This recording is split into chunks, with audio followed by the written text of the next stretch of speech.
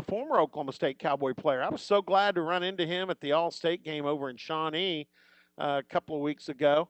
And he was over there sitting with his former high school coach at Guthrie, where he was a standout, a legend, I should say. Rafe Watkins, the coach there, when Kye Staley was playing. Of course, Kye came on to Oklahoma State.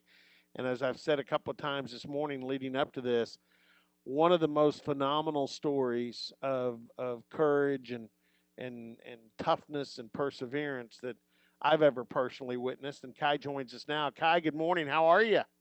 Good morning. I'm doing well. Thank you for having me on. No, it's good to have you. It was great to see you a couple of Saturdays ago at the All State game. It was kind of good that we were. I know there were probably more people than the public probably thought should have been out there together at one event, but considering everything, but it was hmm good to see some football. No, no doubt. It was good to see y'all too. I know when I first walked up, I know y'all didn't recognize me because I had lost a little bit of weight since the last time you see me. You're a running back again. You're not a fullback anymore. Well, I'm very grateful for the like I changed my whole diet and everything, and I got to the point right now I'm sitting at 213. So it was the weight I'm at right now was the weight I was at before I got hurt. And that's when I felt like the best I've ever felt. So as of right now, I feel like the best I've ever felt mentally and physically and everything. Before we get back to your playing days and start telling some stories, and with you, they're not fish stories that grow. They're your story, your base story is pretty doggone impressive. But you've been coaching some football. I know you've been coaching with Coach Watkins on the staff over at Muskogee, but you're branching into something new in your life. Tell us about it. Yeah, so I kind of got to a point in my life where I felt like I wasn't growing anymore. And I got to the point where I was very satisfied with the knowledge that I had learned being as a player and as a coach. And I felt like I needed to do something and branch out and be uncomfortable to grow. So I decided to pack up and move back to the Oklahoma City area. And I've just gotten into insurance, which I just passed my state exam yesterday. And so I was very grateful for that because the test was very hard. So I'm just being uncomfortable right now and just growing in the process. Well, and I think that's great. And again, I told you need to kind of hook up with former Oklahoma State linebacker Chad Whitener down in the hmm Metroplex. He's with Prime America, and he and his dad is a longtime veteran. But where are you going to be setting up shop? So in case there's somebody listening and says, "Hey, I'd like to hook up with Kye and talk to him about some maybe insurance or investments," where are you going to be out of? Well, I'll be in the Moore area. That's where my boss his office is set up. So I'll set up with him just until I can hopefully one day run my own somewhere in the Oklahoma City area. All right. So what agency will you be with? I'll be with Primerica, same as Mr. Whitner and them. Okay. Well, make sure you give me all the contact information, and if I anybody says, "Hey, where's Kai at?" I'll make sure they come down and track you down and find you so we can get you loaded up with some business. Why did you go this direction? I know you said you wanted to get something different and feel uncomfortable and use that to make yourself better, but it was insurance investments. Was that something you always had a little bit of a I don't know, a little bit of a curiosity about? Well, growing up, I always wanted to be in a position where I could help people in any way, shape, or form. I felt like in coaching and teaching, I was doing that for the youth. Trying to spark their minds to be the change they wish to see in the world, and just to leave where I've been better than I got there. So I feel like with insurance, there's a lot of people that need it, especially in the time that's going on when the world is just kind of in a is going in like in a spiral, you could say. Just people that need that insurance in case anything happens, because anything could happen. Just a little story. I had this lady who had a family member pass away, and she was kind of worried about what would happen with her children. So I was able to help her get a life policy and make sure they were covered and she was covered. And she had never really had one, so I know she was very grateful for that. That made me feel great because I was able to help somebody that needed that didn't at the point didn't know where to go, where to turn, and so it just made me feel good, just to be able to help another person out that truly needed it. So I think that's definitely one of the main that's definitely the main reason, excuse me, that I got into insurance for sure. Yeah, that's fantastic. All right, let's look back on it. And I know you ran into Coach Gundy at the All State game, had a chance to Mm-hmm. to talk to him, and um, when you look back on it, and I know it's kind of funny because my wife was there with me at the game, and she leaned over and said, I was there with you. She had gone up to the scrimmage and was sitting in the radio booth with Mm-hmm. Dave Hunziker and I at the scrimmage where you were injured, and so it's kind of indelible in her mind as well. But um, I remember talking to Doc Ivan after the injury and saying, "Well, how bad was it?" And I mean, Doc Ivan said, "Man, it's one of the worst knee injuries I've ever seen." And we all followed along as you rehab, but talk about just where'd you dig up all the I don't know, all the desire and the toughness that you needed to come back from that injury. Well, it's funny that you mentioned that you were there because my mom and my uncle were coming to the scrimmage too, and they couldn't get in, so they ended up turning around going back to Guthrie. And then as soon as they literally got in town, I called them up and we were like, "Yeah, you need to come back." Tore my knee up in it. In my mind, as a 19-year-old, well, excuse me, 18-year-old kid at the time, football is everything, and I got to a point where I was so devastated because I felt like I put in so much work, like hard work, and my mindset changed, and I became way more mentally tougher in general. And so when that happened, it was kind of it was devastating. Like I'll admit it, it was very devastating.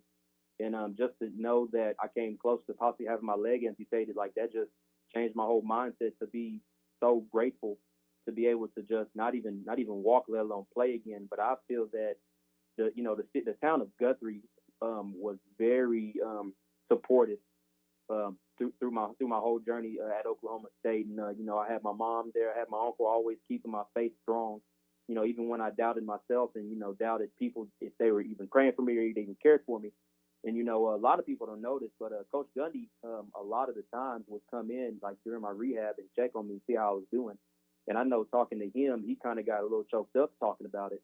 And he was like I said, he was always one of those ones that came in, "Hey, how are you doing today?" Because I know he'd come in and out. "I'm good," and like everything's good. And I would say just seeing my mom, just everything we had been through growing up. She was such a strong woman.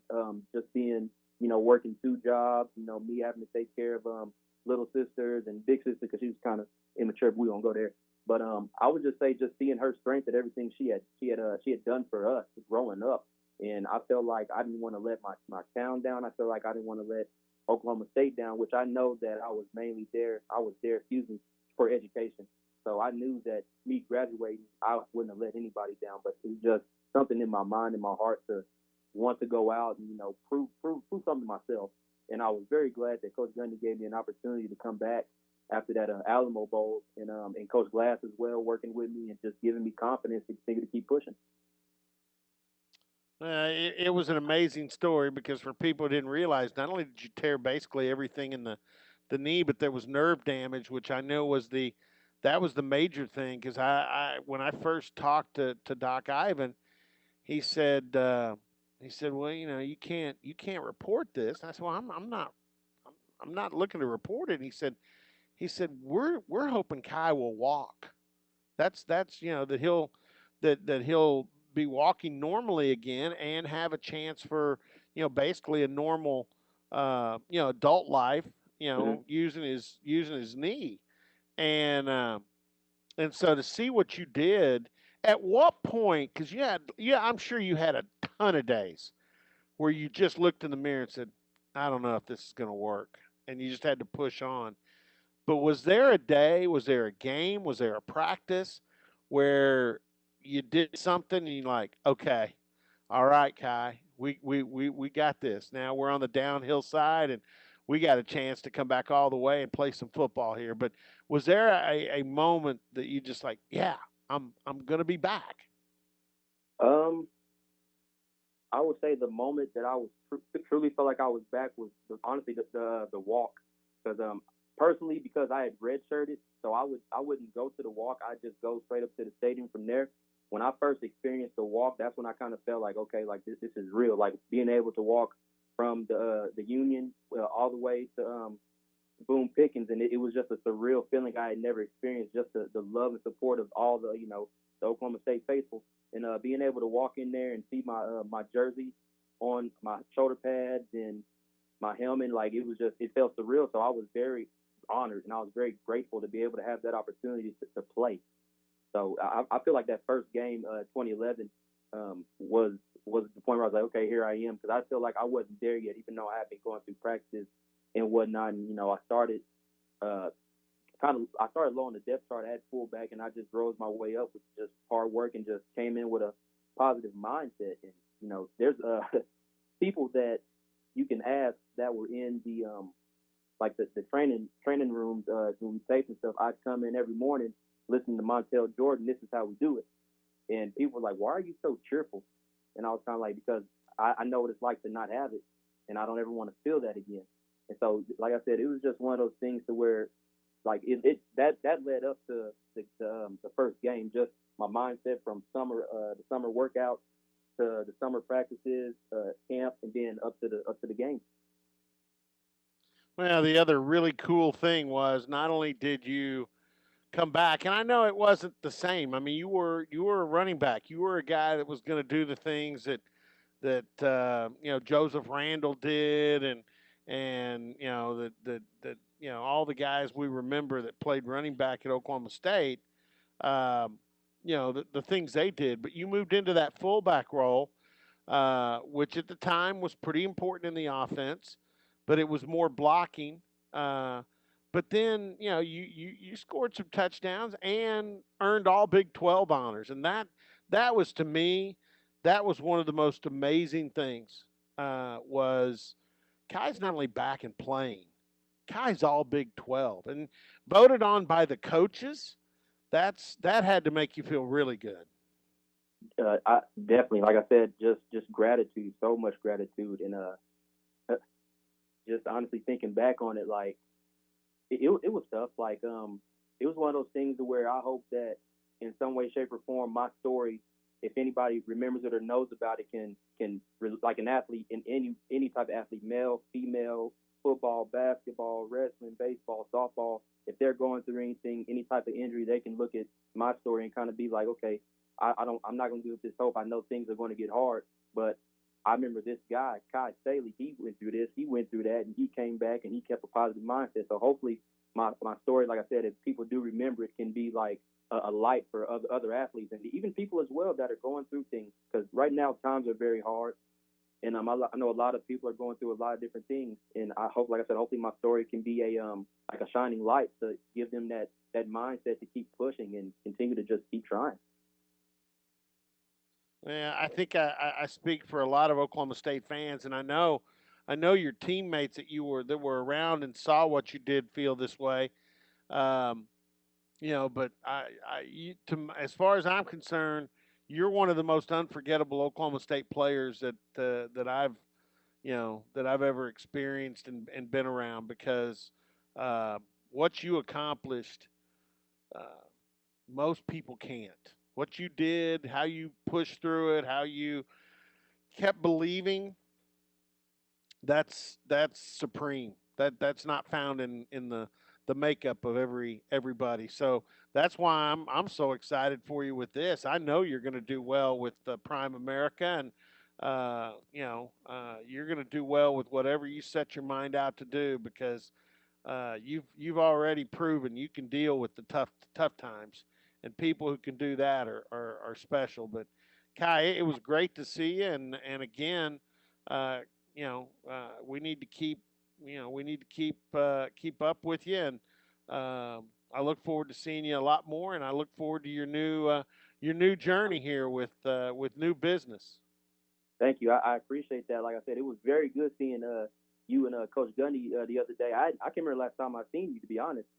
And I know, like I said, when I walked up, you were kind of like Kye, like, oh, like you were like, oh shoot, it's Kye. So yeah, it was like just that excitement that that you had and I had. That just shows that we're like y'all, we're genuine to each other, and I'm grateful for that, and I appreciate it.